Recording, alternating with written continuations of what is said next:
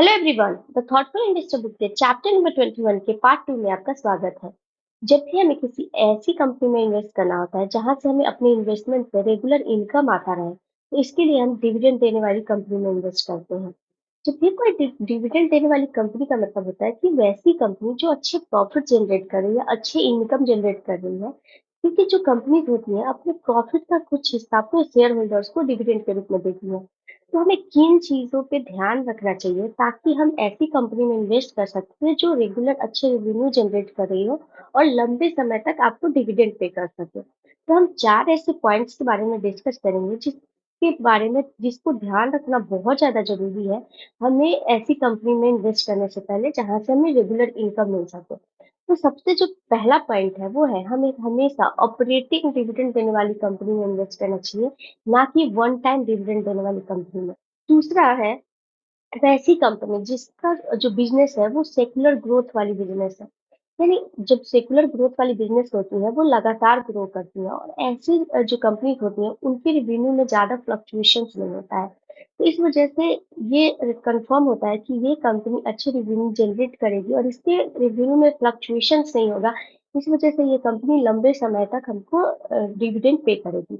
यहाँ पे बताते हैं वसंत महेश्वरी कि साइक्लिकल जो बिजनेसेस होते हैं वैसे बिजनेसेस में जो रेवेन्यू ग्रोथ जो होते हैं उनमें बहुत ज्यादा फ्लक्चुएशंस होता है। इस वजह से ऐसी कंपनी में इन्वेस्ट नहीं करना चाहिए क्योंकि इनके रेवेन्यू में ऑलरेडी फ्लक्चुएशन होता है। इस वजह से ये कंपनी लंबे समय तक डिविडेंड पे नहीं करेगी और अगर लंबे समय तक ये डिविडेंड पे करेगी तो कंपनी में कहीं ना कहीं उसे प्रॉब्लम होगा अच्छे प्रॉफिट जनरेट करने में या ग्रोथ करने में। तीसरा पॉइंट है कि हमें कंपनी के पास्ट को देखना चाहिए कि कंपनी ने पास्ट में कैसे डिविडेंड पे किए हैं, क्या वो अपने डिविडेंड को बढ़ाते आई है, क्या जो कंपनी है वो लगातार डिविडेंड पे कर रही है।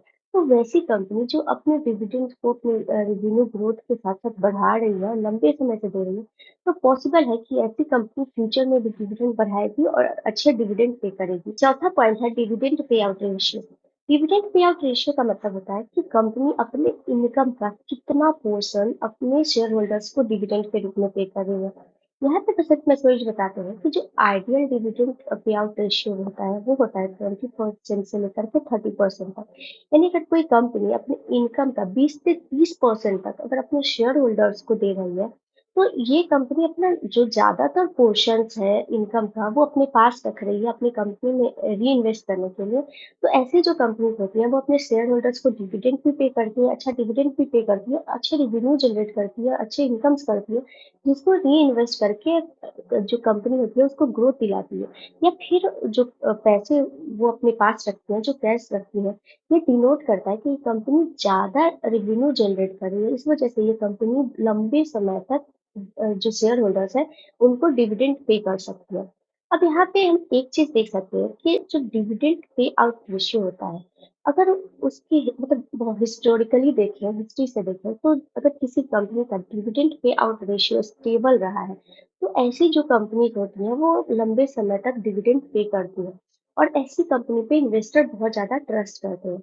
जैसे अगर हम बात करें एचयूएल की, इसके अलावा Coca Cola, Johnson and Johnson, ये ऐसी कंपनीज रही हैं जिनका जो डिविडेंड पे आउट रेशियो है वो स्टेबल रहा है।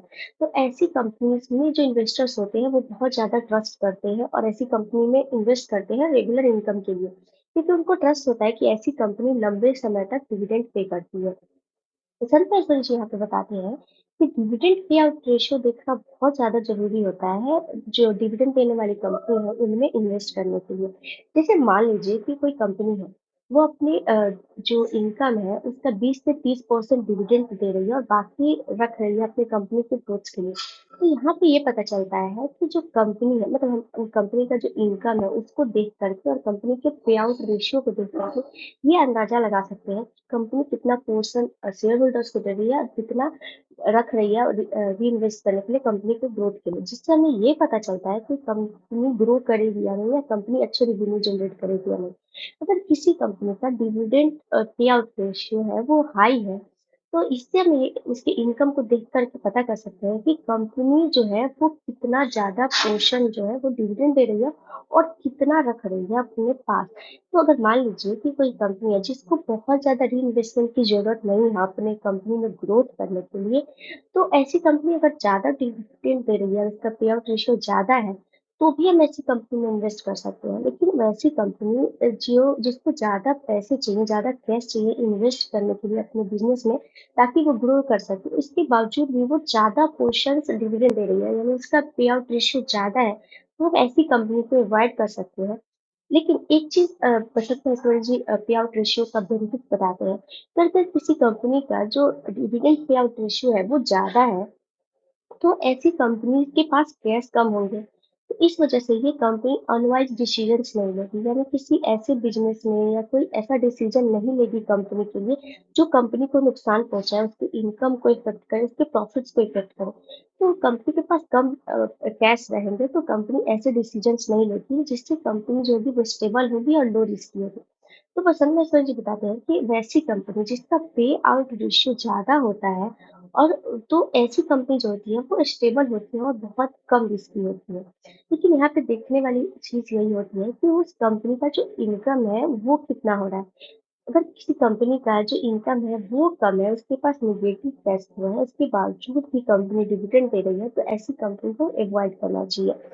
इन चारों पॉइंट से एक चीज समझ में आता है कि अगर किसी कंपनी का जो बिजनेस मॉडल है वो सेक्युलर ग्रोथ वाले बिजनेस है, इसके साथ उस कंपनी का हाई पे आउट रेशियो है, तो ऐसी कंपनी बेस्ट होती है रेगुलर इनकम जनरेट करने के लिए किसी कंपनी में इन्वेस्ट करके। लेकिन अगर किसी कंपनी का जो बिजनेस मॉडल है वो साइक्लिकल है, यानी कंपनी जो है वो साइक्लिकल बिजनेस कैरी कर रही है, तो ऐसी जो कंपनीज होती हैं इसमें इन्वेस्ट नहीं करना चाहिए, क्योंकि ये कंपनी लंबे समय तक डिविडेंड पे नहीं करेगी। यहाँ पे पसंद कर जी एचयूएल का एग्जांपल देते हैं। एचयूएल ऐसी कंपनी है जो सेक्युलर ग्रोथ वाले बिजनेस को कैरी करती है। इसके साथ साथ ये अब इसका जो पे आउट रेशियो है वो 90% है। ये कंपनी लंबे समय तक डिविडेंड पे कर रही है, यानी इसका हिस्ट्री रहा है कि लंबे समय तक डिविडेंड पे कर रही है, लंबे समय से डिविडेंड पे कर रही है। इसका मतलब है ये फ्यूचर में भी डिविडेंड पे करेगी। तो ये जो कंपनी है इससे जो रेगुलर इनकम जनरेट करने वाले इन्वेस्टर्स होते हैं या जो लॉन्ग टर्म इन्वेस्टर्स होते हैं, वो इस कंपनी पे ट्रस्ट करते हैं क्योंकि ये कंपनी स्टेबल है और लंबे समय तक डिविडेंड पे करेगी। वहीं पर बसंत सर जी एक दूसरा एग्जांपल देते हैं ब्लू स्टार का, जिसका पे आउट रेशियो 35% है।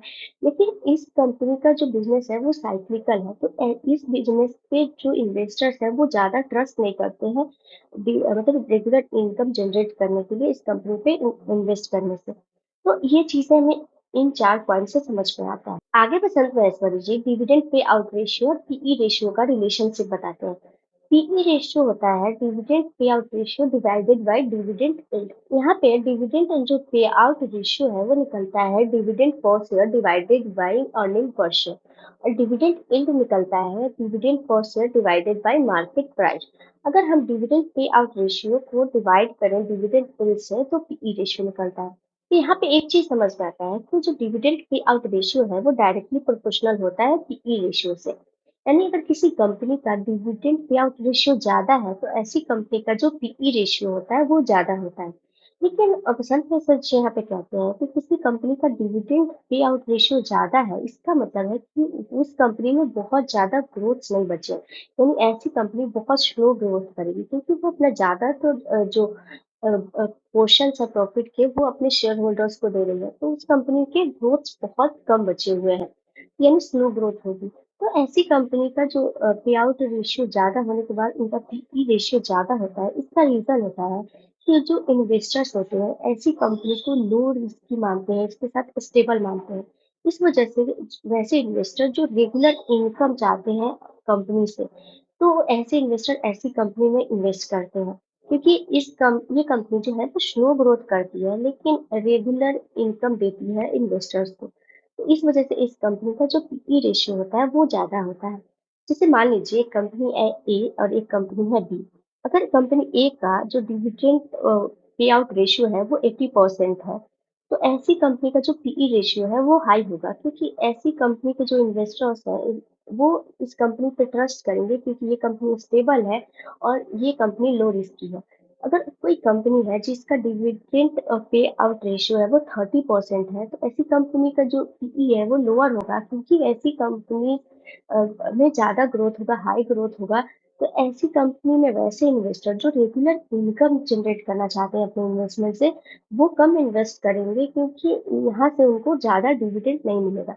लेकिन असल में ऐश्वर्या जी आपको बताते हैं कि किसी कंपनी का डिविडेंड पे आउट रेशियो ज़्यादा है, इससे जो पीई रेशियो है सिर्फ इससे इफेक्ट नहीं होती है। ये सिर्फ एक ग्रोथ को बताने का एक तरीका है, लेकिन जो पीई रेशियो है वो बहुत सारे चीज़ों पे, बहुत सारे फैक्टर्स पे डिपेंड्स करती है। जैसे कंपनी का ग्रोथ पोटेंशियल क्या है, कंपनी का ट्रेंड्स क्या है, इसके अलावा कंपनी की फाइनेंशियल हेल्थ क्या है, इन सारे चीज़ पे पीई रेशियो डिपेंड करता है।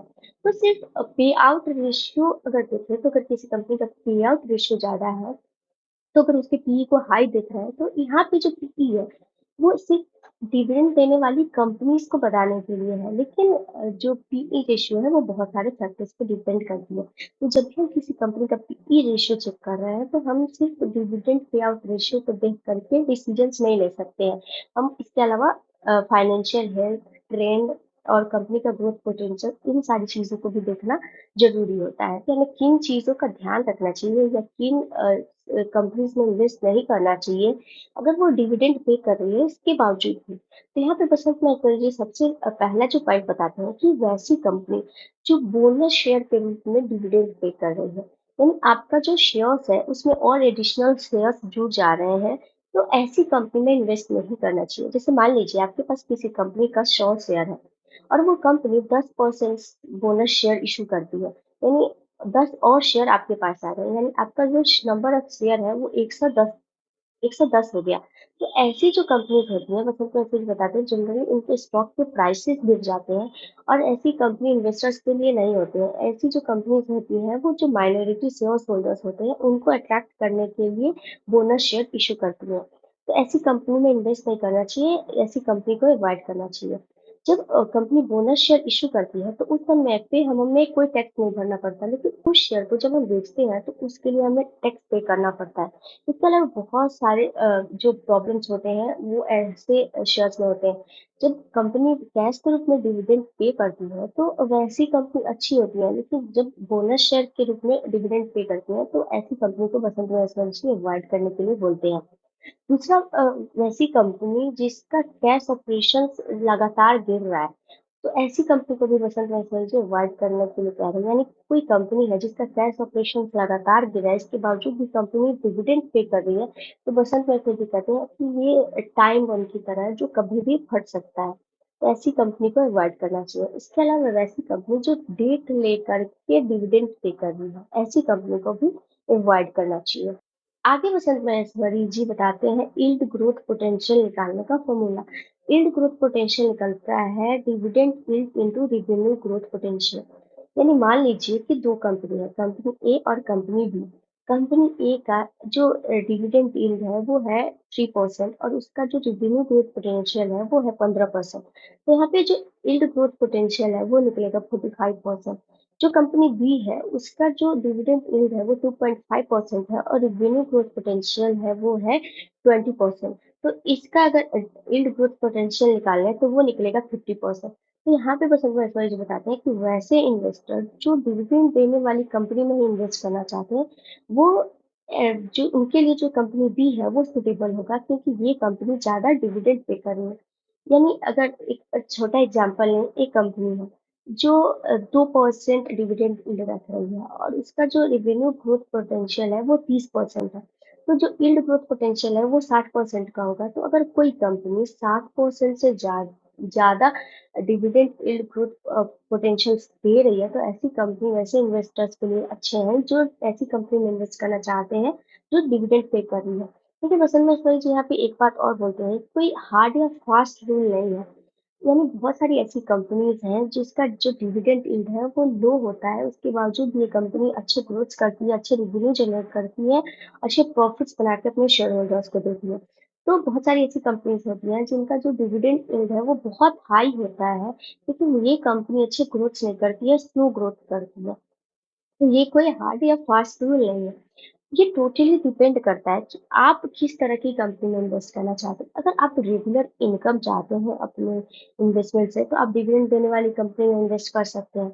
लेकिन आप अगर ऐसी कंपनी में इन्वेस्ट करना चाहते हैं जिससे आप अच्छे प्रॉफिट जनरेट कर सकें, तो आप कंपनी के रेवेन्यू ग्रोथ पे फोकस कर सकते हैं, कंपनी के फंडामेंटल्स पे, कंपनी के मैनेजमेंट पे, कंपनी के बिजनेस मॉडल पे, इन सारी चीज़ों पे फ़ोकस करके एक अच्छा इन्वेस्टमेंट कर सकते हैं, अच्छे रेवेन्यू जनरेट कर सकते हैं, अच्छे प्रॉफ़िट जनरेट कर सकते हैं। तो ये था चैप्टर 21 का अंत। आई होप आपको अच्छा लगा होगा। अगर वीडियो अच्छा लगा है तो वीडियो को लाइक करिए, और अगर आपके कोई सवाल है जो आप मुझसे पूछना चाहते हैं, या फिर कोई सुझाव आप मुझे देना चाहते हैं जिससे वीडियो जो है वो और अच्छी हो सके, तो इसके लिए आप कमेंट कर सकते हैं। तब तक के लिए थैंक यू।